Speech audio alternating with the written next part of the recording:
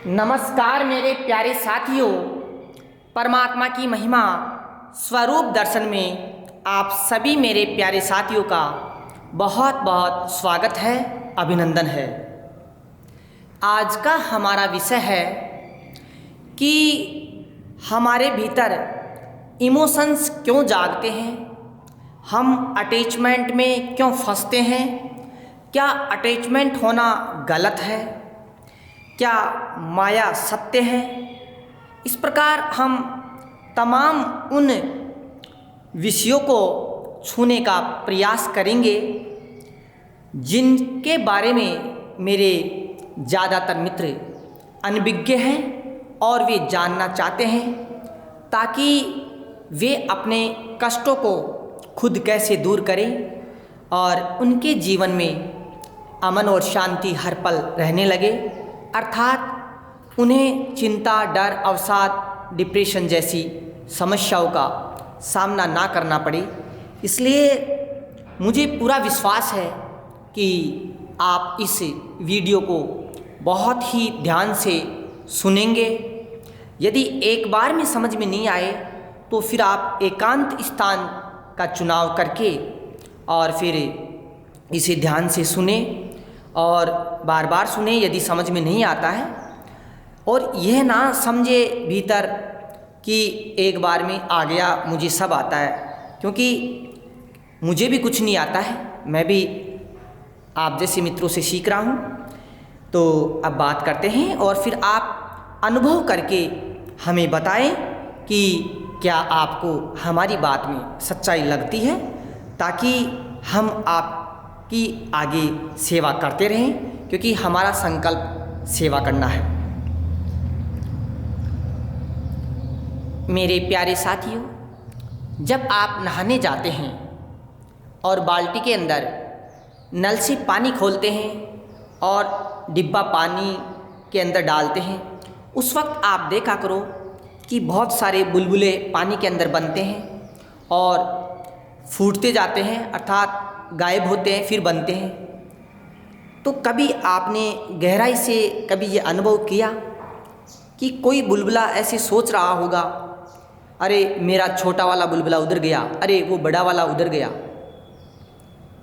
अर्थात जब हम मेले में जाते हैं और हम जैसे छोटे बच्चे हैं और अपनी मम्मी की उंगली पकड़ के चल रहे होते हैं और मेले की भीड़ के अंदर जैसे हम हाथ छुड़ा जाते हैं, तो फिर हम बोलते हैं मम्मी मम्मी मैं इधर हूँ, आप किधर चले गए, अर्थात हम ढूंढते हैं उनको।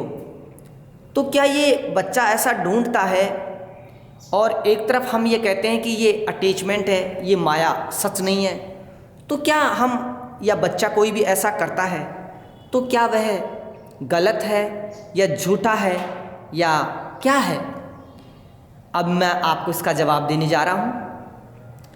बच्चा पूर्ण सत्य है, माता भी पूर्ण सत्य हैं, पूर्ण वास्तविक है। जब आप क्रिया योग ध्यान का अभ्यास करेंगे तो ये जो दृश्य जगत है ये भी उतना ही सत्य है जितना अदृश्य जगत है, पर जब अनुभव करेंगे तब होगा ये। इसलिए अभी हम आंशिक रूप से ही इसे सत्य कहते हैं। इसलिए हम कई बार कहते हैं कि ये माया प्रभु की छाया है, पर सच कहें तो ये माया भी प्रभु ही है। तो जो बच्चा ऐसा कहता है तो वो क्यों कहता है, या फिर माया हमें सच की तरह लगती क्यों है? जैसे हमारी माता है, हमारी पत्नी है, या हम पत्नी है तो हमारे पति है, फिर ये दिखते हैं सच्चे, फिर ये एक दिन चले क्यों जाते हैं, हम मर क्यों जाते हैं, ऐसा क्या हो रहा है ये सब? तो इसके ऊपर से आज हम पूरा वास्तविक सच बताने जा रहे हैं। हर कण में ज्ञान है, अर्थात जो हर बूंद होती है सागर की, उसमें वे सारे सभी गुण होते हैं जो सागर के पानी में होते हैं। तो ठीक इस प्रकार हमारा जो ये शरीर है, जिसे हम शरीर मानते हैं, हार्ड मास मानते हैं, या कोई पत्थर होता है उसे निर्जीव मानते हैं, तो ये जो मानते हैं हम, तो क्या ये गलत है? नहीं, ये गलत नहीं है। ये परमपिता परमेश्वर ऐसे ऐसे रूपों में प्रकट हो रहे हैं। तो इसलिए बच्चा क्यों कहता है कि माँ मेरे को पकड़ लो, मैं पीछे छूट गया। वो माँ बोल रहा है। कभी हमने गौर किया कि उस माँ के पीछे क्या भाव है? वह माँ को अपना मानता है, अर्थात माँ ही उसके लिए परमात्मा है।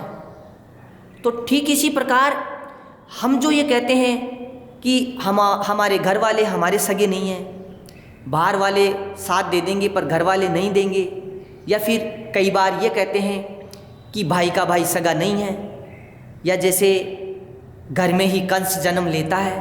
तो ये क्या है? ये सब चीज़ें ये प्रभु स्वयं बोलते हैं, ये ज्ञान है, यही सच्ची खुशी है यदि हम इसके पीछे के भाव को समझ जाए। तो जब हम क्रियायोग ध्यान का अभ्यास करते हैं तो हर जीव अपना लगने लगता है। क्यों लगता है? क्योंकि वह परम सत्य है। पर जैसे ही आप बाहर निकलेंगे और इस प्रकार व्यवहार करेंगे तो आपको बहुत दिक्कतों का सामना करना पड़ता है। जैसे मेरे कई मित्र ये कहते हैं कि जब हम मेडिटेशन करते हैं तो हम बहुत शांत रहते हैं, और जैसे ही फिर दुनिया के लिए निकलते हैं तो वहाँ स्थितियाँ विपरीत महसूस होती है। क्यों? क्योंकि हमने मेडिटेशन सही किया ही नहीं। हमने तो ड्यूटी बना ली कि सुबह 1 घंटा ध्यान में बैठना है, फिर दिन में जब जिनसे मिलेंगे उनको तो फिर हम मैं अलग वो अलग उस भाव से देख रहे हैं। तो फिर कैसे हम एक होंगे? नहीं। तो फिर करें क्या? हमें कुछ करने की ज़रूरत ही नहीं है। हमें अपने कमरे की सफाई करनी है, हमें बाहर सफाई करनी है, हमें बच्चों की सेवा करनी है, माता पिता की सेवा करनी है। बच्चे को कोई याद नहीं हो रहा, हम उठ के चले जाते हैं और टीचर से शिकायत कर देते हैं, आप क्या पढ़ा रहे हो, आपको पढ़ाना आता ही नहीं है, आप ऐसे ही पैसे ले लेते हो। कभी हमने ये गौर किया कि हमने बच्चे को लेकर बैठे, हम बच्चे को पेन पकड़वाया। हम बाज़ार से जब सब्जी की थैली लाते हैं तो हमसे सब्जी की थैली की गांठ खुलती नहीं है, तो हम तुरंत या तो थैली फाड़ देते हैं या कैंची से काट देते हैं। यदि हम इन उंगलियों से उस गांठ को नहीं खोलेंगे तो फिर इन उंगलियों में प्राण विकसित कैसे होंगे? ये उंगलियां जीवंत कैसे रहेगी? ये विकसित नहीं होगी तो फिर इनमें लकवा आएगा, ये सुन्न पड़ेगी, ये प्राण शुद्ध हो जाएंगे, ये निर्जीव होने लगेगी। जब फिर उंगलियों का ज्ञान समाप्त होने लगेगा, अर्थात वह दूसरे ज्ञान के रूप में प्रकट होने लगेगा, ऐसे से ऐसे फिर हमारा ये शरीर काम नहीं करेगा। तो क्या हम दिन भर काम करते रहे? नहीं, हम ये नहीं कह रहे। हम ये कहना चाह रहे हैं कि हम गांठ खोलने की फुर्सत नहीं है हमारे पास। जब हम गांठ खोल रहे होते हैं तो हमारे भीतर ये चल रहा होता है, अरे मम्मी ने बादाम का हलवा बनाया, वो हलवा जल्दी खाना है, वो ठंडा हो जाएगा। तो हम क्या कर रहे हैं? हम खुद के साथ झूठ बोल रहे हैं, धोखा दे रहे हैं। कैसे? इसलिए क्योंकि जो क्रिया जहाँ होनी चाहिए, जिस क्षण में होनी चाहिए, वहाँ हम उपस्थिति नहीं है। हमें थैली को रखना चाहिए, आराम से बैठना चाहिए, फिर ध्यान से गांठ को खोलना चाहिए।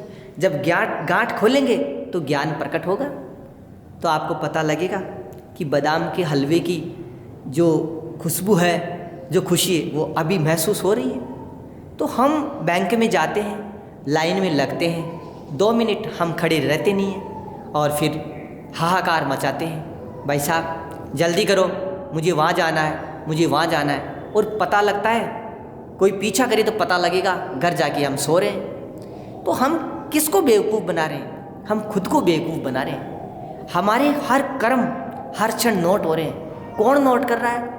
हम खुद ही नोट कर रहे हैं। हमारे को खुद को ही पता है कि हम क्या कर रहे हैं। तो ये डर चिंता हम खुद ही लेके घूम रहे हैं। जैसे खांसी हो गई, क्यों हुई खांसी?